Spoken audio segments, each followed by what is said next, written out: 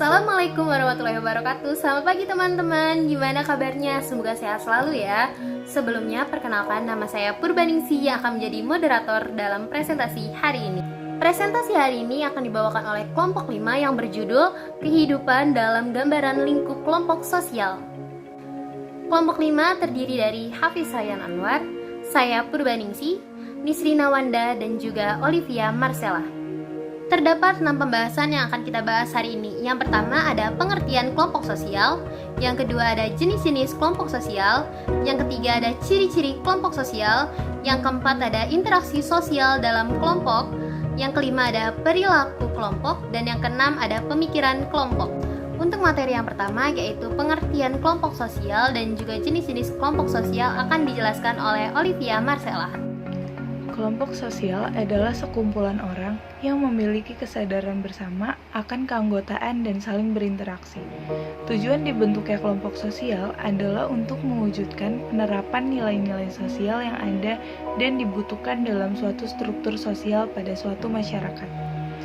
Menurut Merton, kelompok yaitu sekumpulan orang yang saling berinteraksi sesuai dengan pola yang telah mapan. Sedangkan di dalam kelompok tersebut ada rasa solidaritas karena adanya nilai bersama dan adanya tanggung jawab bersama. Jadi, jika dilihat dari beberapa definisi kelompok, maka dapat disimpulkan bahwa kelompok merupakan sekumpulan individu yang memiliki tujuan bersama untuk mencapai suatu tujuan atau menerapkan nilai-nilai yang dibutuhkan di kelompok itu. Tujuan tersebut ada yang berjangka panjang dan pendek. Di dalam kelompok tertentu, untuk mencapai tujuan kelompok, dibutuhkan pemimpin untuk membimbing anggotanya agar bisa bekerja sama atau mencapai tujuan kelompok. Ada juga beberapa jenis-jenis kelompok. Yang pertama, kelompok sosial primer dan sekunder. Kelompok sosial primer adalah kelompok sosial yang antar anggota bisa mengenal secara pribadi dan akrab, atau bisa disebut juga dengan face-to-face antar anggotanya. Sedangkan kelompok sosial sekunder adalah kelompok sosial yang memiliki jumlah anggota yang besar, sehingga tidak saling mengenal satu sama lain, dan interaksi sosial di dalamnya tidak selalu dilakukan secara langsung atau dalam jaringan, atau waktu-waktu tertentu saja. Yang kedua, ada kelompok sosial formal dan informal. Kelompok sosial formal adalah kelompok sosial yang terbentuk secara resmi demi mencapai tujuan tertentu. Sedangkan kelompok sosial formal mempunyai sistem kerja yang jelas dan mempunyai program kerja yang dibangun dalam sistem hubungan kelompok formal dan juga memiliki tujuan yang jelas. Ada juga in-group dan out-group.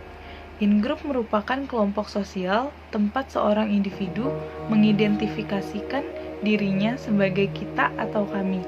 Sedangkan out-group merupakan kelompok sosial di luar in-group atau di luar kita. Kelompok di luar in-group biasanya disebut sebagai mereka. Ada juga kelompok referensi.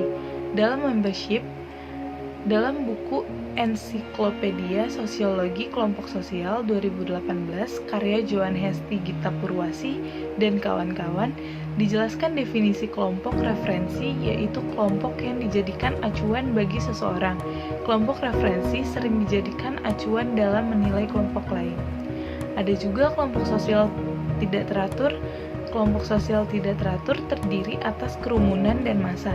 Kerumunan merupakan individu yang berkumpul secara bersama serta kebetulan di suatu tempat dan juga pada waktu yang bersamaan. Sebagai makhluk sosial, manusia membutuhkan manusia lainnya. Kebutuhan satu sama lain ini membuat manusia hidup secara berkelompok. Adapun beberapa syarat dan ciri kelompok sosial sebagai berikut. Pertama, partisipasi aktif dalam kelompok. Hal ini dibutuhkan karena partisipasi dari anggota kelompok menunjukkan bahwa visi misi yang bersama-samaan yang diyakini tiap anggotanya. Kesamaan yang dimiliki oleh anggota, seperti misalnya kesamaan tujuan para anggota OSIS yang mempengaruhi pola pikir dan pola tindakan para anggotanya. Yang kedua, memiliki struktur organisasi, mulai dari ketua, sekretaris, hingga penanggung jawab masing-masing bidang memiliki tugasnya. Karena pembagian kerja ini menjadi salah satu unsur penting dalam kelompok. 3. Memiliki kegiatan yang dilakukan secara bersama-sama. Hal ini merupakan penanda bahwa sebuah kelompok sosial mewujudkan tujuannya maupun visinya secara bersama-sama. Yang keempat, telah terbentuk dalam suatu jangka waktu tertentu. Sebuah kelompok sosial tidak mungkin terbentuk dalam waktu yang singkat. Perlu kurun waktu tertentu untuk dapat dikatakan sebagai kelompok sosial. Yang kelima, ikatan yang erat antara anggota kelompok sosial. Hal ini ditandai dengan adanya partisipasi aktif dan kegiatan yang dilakukan bersama-sama seperti yang telah dijelaskan sebelumnya. Yang keenam, memiliki peraturan dan norma. Peraturan dan norma dijadikan pedoman bagi para anggota kelompok sosial dalam bersikap maupun bertindak. Interaksi sosial. Interaksi sosial merupakan kunci dari semua kehidupan sosial. Karena tanpa interaksi sosial tak mungkin ada kehidupan bersama-sama. Interaksi sosial antara kelompok-kelompok manusia terjadi pula di dalam masyarakat. Interaksi tersebut lebih mencolok ketika terjadi benturan antara kepentingan perorangan dan kepentingan perkelompok. Performa individu versus performa kelompok. Kelompok mengambil keputusan lebih berkualitas dan lebih beresiko tentunya. Sedangkan individu lebih kreatif dan pengambilan keputusan lebih cepat. Kelompok adalah beranggotakan 2 orang atau lebih. Merasa bagian dari kelompok, penghargaan kelompok, mendapatkan timbal balik dan tujuan bersama dalam kelompok. Bentuk kelompok ada 2, dibagi 2, yaitu pertama in-group. Apa itu in-group? Mengidentifikasi diri dalam kelompok tersebut, sedangkan out-group tidak mengidentifikasi dengan grup tertentu atau bersifat antipati. Primary, saling mengenal anggotanya. Secondary, bersifat sementara untuk memenuhi tujuan tertentu dan sifatnya impersonal. Faktor yang menyebabkan performa kelompok yaitu keratan kelompok, struktur komunikasi, peran kelompok, kehadiran orang lain, macam-macam tugas, dominasi individual, dan pemikiran kelompok. Peran kelompok berorientasi terhadap tugas maintenance oriented dan individual. Itu saya akan menjelaskan tentang perilaku dalam kelompok. Perilaku kelompok adalah aktivitas yang dilakukan oleh individu dengan yang lainnya untuk mendapatkan aspirasi anggota, berinteraksi dan dari setiap individu dan saling bergabung untuk mencapai sasaran yang diinginkan.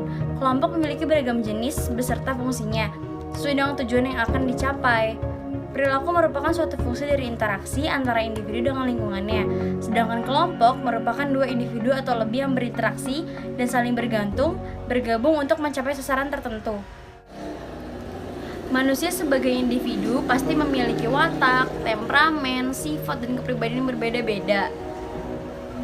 Apabila individu tersebut masuk ke dalam sebuah kelompok atau membentuk sebuah kelompok, maka otomatis sifat, watak, temperamen, dan kepribadian tersebut juga akan terbawa masuk ke dalam kelompok tersebut.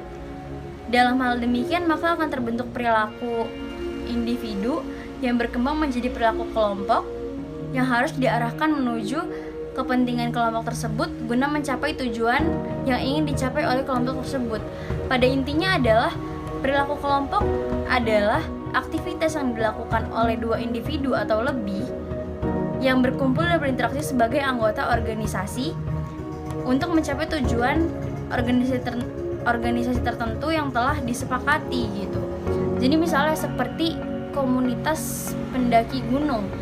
Di komunitas tersebut kita bisa berbagi informasi, bagaimana cara hiking yang benar, tata cara hiking yang benar, apa aja yang dilarang di saat kita mendaki gunung tersebut gitu.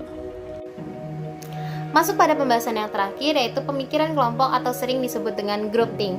Secara umum, groupthink disebut sebagai suatu situasi dalam proses pengambilan keputusan yang menunjukkan tumbuhnya kemerosotan efisiensi mental, pengujian realitas, dan penilaian moral yang disebabkan oleh berbagai tekanan dalam kelompok.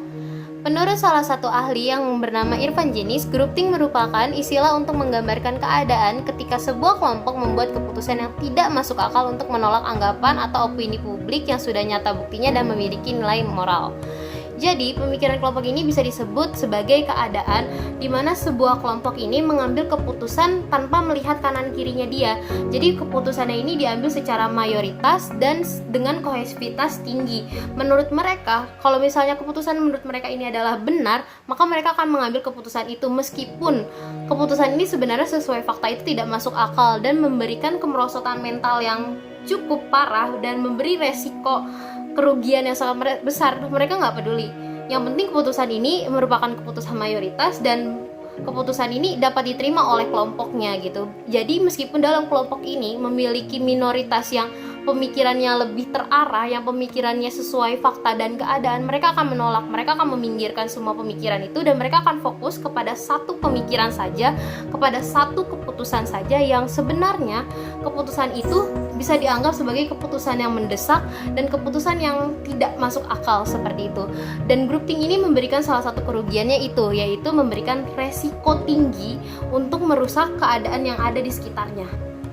Menurut Jennings, terdapat 3 kondisi yang mendorong terjadinya groupthink ini. Yang pertama adalah kohesivitas kelompok. Kohesivitas kelompok ini terjadi dikarenakan anggotanya merasa bahwa memiliki kecenderungan ketertarikan yang sama sehingga hubungannya mereka ini erat. Dan karena hubungannya mereka ini sangat erat, maka kohesivitas dalam kelompoknya mereka itu jadi cenderung tinggi. Yang kedua ada faktor kesalahan struktural. Ada 4 faktor kesalahan struktural. Yang pertama adalah kelompok yang isolasi. Jadi kelompok ini lebih mementingkan keadaan internalnya dan tidak terpengaruhi oleh keadaan eksternal. Yang kedua ada kurangnya kepemimpinan yang tidak memihak. Jadi kepemimpinan dalam kelompok ini cenderung pada keputusan mayoritas untuk mencapai kata mufakat dibandingkan memberikan keadilan untuk semua anggotanya memberikan pendapat seperti itu. Terus yang ketiga adalah kurangnya prosedur dalam pengambilan keputusan. Dan yang terakhir yang keempat adanya homogenitas latar belakang dalam kelompok tersebut. Nah, setelah itu ada yang ketiga yaitu tekanan dalam kelompok. Jadi kelompok ini mengalami tekanan dari internal maupun eksternal yang menyebabkan mereka harus memikirkan berbagai macam cara untuk menyelesaikan permasalahannya ini. Terdapat 3 gejala sebuah kelompok mengalami groupthink. Yang pertama ada penilaian berlebihan pada kelompok. Hal ini bisa dipicu karena 2 hal. Yang pertama adanya ilusi kekebalan dan yang kedua ada percaya pada moralitas yang telah melekat. Penilaian berlebihan pada kelompok itu seperti apa sih? Jadi sebuah kelompok itu berpikir bahwa kelompoknya merupakan kelompok yang paling benar dan cenderung untuk merendahkan kelompok lain. Nah, yang kedua ada ketertutupan pemikiran atau closed mindset, di mana kelompok itu tidak peduli dengan keadaan eksternal dan menutup diri. Dia lebih berpikir bahwa kelompoknya merupakan kelompok yang terbaik. Tadi kan yang penilaian berlebihan itu memicu pemikiran mereka untuk merasa bahwa mereka yang paling benar tuh, dan mereka akhirnya tidak peduli dengan keadaan yang ada di sekitarnya karena mereka udah berpikir duluan, mereka udah terdoktrin duluan bahwa kelompoknya mereka baik. Sehingga ada yang ketiga yaitu tekanan mencapai keseragaman. Jadi karena mereka udah merasa kelompok yang paling benar dan mereka juga nggak terpengaruh sama keadaan eksternal, mereka akan tertekan, akan menekan diri untuk mencapai keseragaman. Jadi yang tadi aku sampaikan yaitu adanya ketertarikan yang cenderung sama itu mendorong mereka untuk mencapai suatu keseragaman dalam pemikiran. Salah satu contoh groupthink yaitu waktu meledaknya pesawat ruang angkasa Challenger. Jadi ada salah satu nih mekanik yang udah paham kalau misalnya ada yang gak beres di dalam pesawat itu. Tapi karena kepala mekaniknya ini mengatakan bahwa pesawat itu siap meluncur, maka mau gak mau mereka yang para mekaniknya itu pahamnya juga kalau misalnya pesawat ini udah siap untuk terbang gitu. Jadi mereka tidak melihat fakta yang ada, mereka lebih cenderung mengikuti kata pemimpinnya yang memihak ini untuk menerbangkan pesawatnya tersebut. Akhirnya pesawat itu benar-benar diterbangkan dan meledak di udara. Dan akhirnya menewaskan para awak dalam pesawat tersebut. Kayak gitu. Jadi yang dari tadi udah kita bahas kan, mereka karena mereka punya pemimpin yang memihak gitu. Terus habis itu mereka juga memiliki tekanan gitu. Akhirnya ya udah terjadilah groupthink ini gitu. Mereka akhirnya berpikir bahwa oh kepala awak kapal kita udah bilang udah siap kok, udah nggak apa-apa terbangin aja. Dan akhirnya mereka benar-benar menerbangkan. Dan justru yang tadi saya pernah bilang bahwa resikonya ini besar dan merugikan banyak orang, dan itu benar-benar terjadi gitu. Isi awak kapalnya itu meninggal dunia karena dalam kondisi ledakan tersebut. Terdapat 4 hal untuk mencegah keadaan grouping dalam suatu kelompok. Yang pertama, adanya supervisi dan kontrol, yaitu seorang pemimpin yang adil dan tidak memihak pada salah satu pihak saja.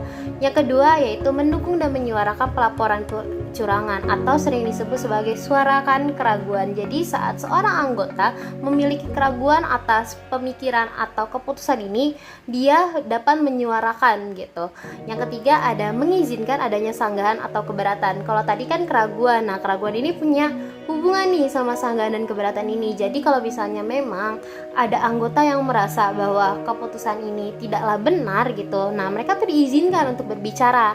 Yang keempat yaitu adalah penyeimbangan suara terbanyak, yaitu adanya keadilan dalam penyuaraan dan tidak memihak pada satu pemikiran si ketua kelompok ini gitu. Jadi benar-benar kalau misalnya ada sanggahan atau ada dukungan, nah itu diseimbangkan suaranya sesuai suara yang terbanyak. Jadi di rumusan masalah itu ditanya, apakah grouping ini mempengaruhi keputusan kelompok? Jawabannya yes, benar banget. Grouping mempengaruhi keputusan kelompok.